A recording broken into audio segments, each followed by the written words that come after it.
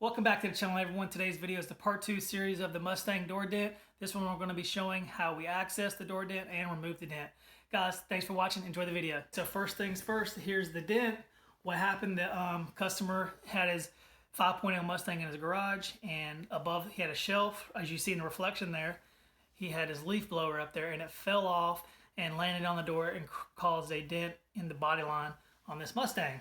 Now, it's kind of a weird dent because the body line was actually knocked in about 2 inches, 3 inches in length, and it created crowns on the top and bottom, as you can see here.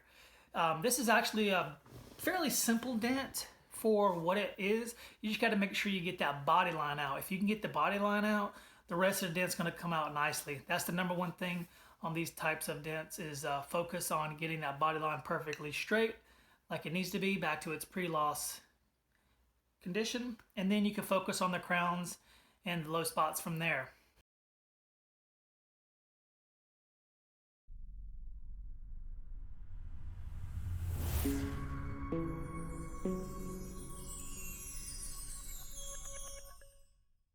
Okay, so after I completely disassembled this door, which is in a part series 1 video of this is the access you get on this Mustang door, and they're all very similar. All the Mustangs from mid 2015 to now, they're pretty similar from what I've seen.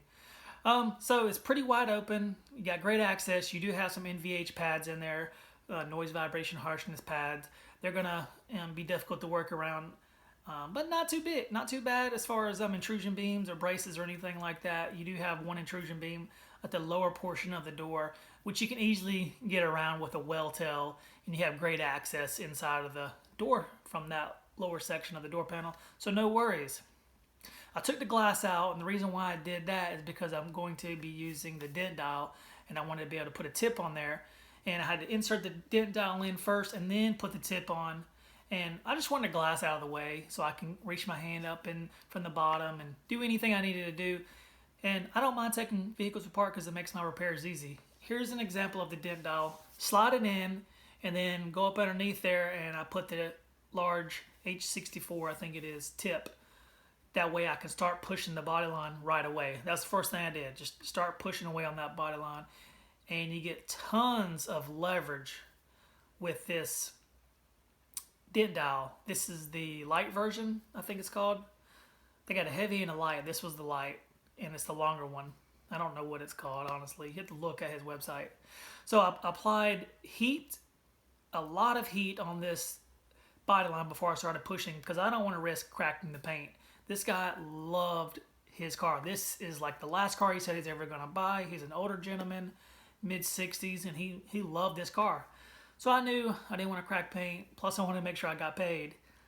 So I applied heat, allowed me to move the metal much easier as well. So all I'm pretty much showing you is just, I'm in an awkward position for the camera. I wouldn't normally be in this position for the repair, it's just for the shot. And I'm just pushing that body line headed face on. That's what the dent dial allows you to do, is get tons of power on a face-on push. And face-on push is starting the dent is much easier than being at an angle with your arm cocked up like this and your head down here like that. It's just, all this right here is going to wear out very quickly.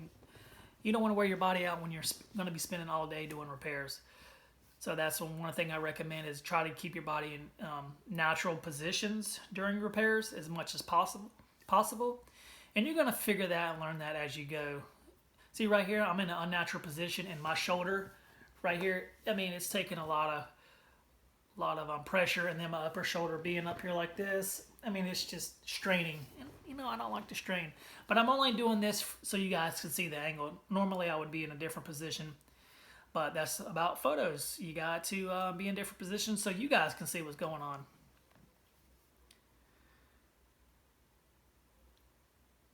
But yeah, keep tons of heat on the dent.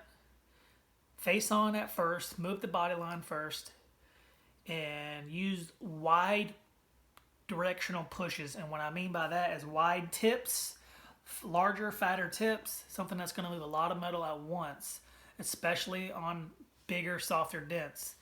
And you want to make sure you find where the blunt trauma is, which was here that was on the body line specifically. And then once I got a lot of that body line up to where I felt I could comfortably tap down and release the crowns, I started using my blending hammer to release the crowns and tap the high spots until the metal started flowing back into the lower portion of the dent, bringing the dent out. Can't really see that in real time, but you could see it if you had an ultra high definition camera that speeds up really quickly. You can see it, but you're not gonna be able to see it here. You're just gonna see the techniques I use. And plus, I'm not gonna spend $25,000 on a camera. Let's be realistic. Maybe one day if I had like a million subscribers and I had a studio and people doing the work for me, then I would spend the $25,000 on a camera, because it would totally be worth it. But right now, I'm just gonna do one little thing at a time, baby steps.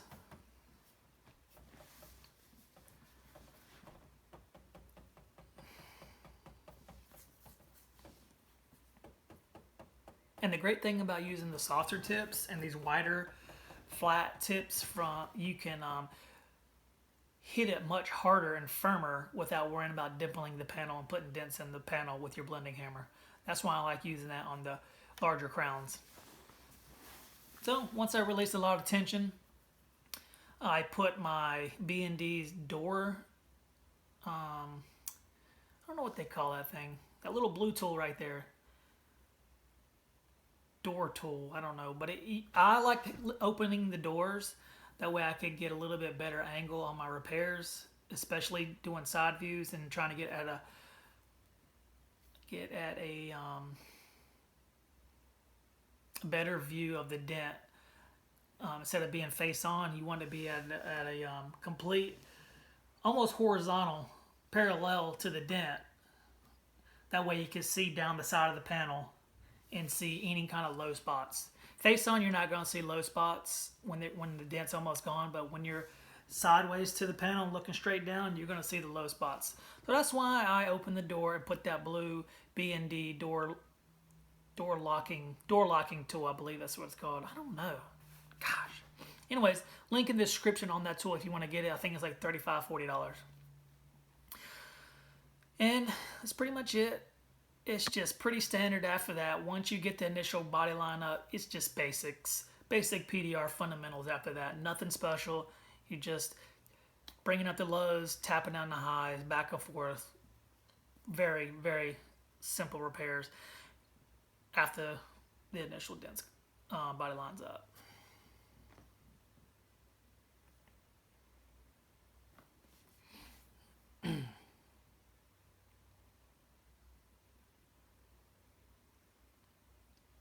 So if you notice here, I have a really high spot at the bottom of the door. That's from over pushing, and I'd like to over push, especially on the low spots. That's just something I do. I don't know if it's right or wrong. I don't know if other PDR guys do it. I'm self-taught, so that's what I do. I like to bring it up as much as I can and just, knock it down later. That way I can, and for me, I get a lot of dents out very quickly this way. I noticed by working with other technicians doing hell, that I a little bit more efficient, faster with my repairs. And it could be because I do this technique. I don't know. I don't know why, but that's what I've noticed. It'd be great if you can just do a couple pushes and the dent will be flat. You don't have to knock it down. That would be ideal, but I'm not at that level. I don't know anyone who is. And if you are, let me know. That would be freaking fantastic to learn your little your skills, because that would help everyone. And if you haven't done so already, subscribe to the channel. Helps us get the message out to more people. It's free to everyone. Nobody has to pay for this. It's always going to be free. Not going to be anything private where you got to pay to view my YouTube channel. It's always going to be free. Free content that I find may be useful for you guys. So like I said, it's just pretty standard, back and forth. How was your guys' New Year? I know 2020 was great. It wasn't the best year ever, but it was still a great year. As a matter of fact, it was my worst year since my first year in business as far as revenue, but it was still a good year. And in my opinion, I think it was a great year, but I didn't hit my goal, obviously. And think COVID had a little bit to do with that, just a little bit. But this year, 2021, today was my first day working, and it was already a great day, and we're booked up for the rest of this week. All retail customers and one wholesale account that we gained, which is pretty cool. I'll tell you about that. And they called us, said other PDR guys weren't showing up, and they pay what I ask, and they pay retail. I don't know why anybody would leave that account. It's a small dealership. They have about 30 cars on the lot, and that's it. They do, all I see on their lot is BMWs, Mercedes, and Porsche, and a Ferrari they actually had. They pay whatever I ask. I don't know why you would leave that account. So this is what I was talking about, looking at it at a side angle. You can really see all the low spots and ripples and everything that need to be corrected with tapping and blending and a wet sand and polish. And I'm not going to show you the after of the wet sand and polish because I actually forgot to do that. But this is pretty much showing you what it looks like close up, zoomed in. And you can see it needs to be knocked down and blended out and wet sanded and polished and cleaned up a little bit. But yeah, the dent's pretty much, majority of that dent's gone, but there's still quite a bit of work there that needs to be cleaned up, and we do that, and the customer's super happy. The repair cost on this, I think I charged him, I don't remember. I think it was $225, $275. Honestly, don't remember what I charged the guy. It was less than $300, more than $200. I do know that. But yeah, this is what it looks like before I wet sand and polished. Looks really good. Looks actually really, looks great. But you can see those ripples. If you really pay close attention, you can see the ripples that need to be wet sand and polished. That's why I think wet sanding and polishing will get rid of that, and it's great for the vehicle and the paint. I'm going to pan down here very slowly and you can see exactly what I'm talking about. It's very minor, but it's definitely there. For a wholesale, this is excellent for a wholesale repair. This is retail, but for if you're doing wholesale and lots and things, this is high-end repair, in my opinion, for wholesale lots. This is great. I don't know a wholesaler that would say, you need to fix that. No. Literally just blend that down a little bit, wet sand and buff, and it's almost perfect. And that's all that's left to do on this repair, and then it's done. So what I'm doing here is just cleaning it up. And I always clean the fingerprints off and everything like that before I deliver the vehicle. And the suction cup marks, all those things. Guys, thanks for watching. Appreciate it. As always, have a good day.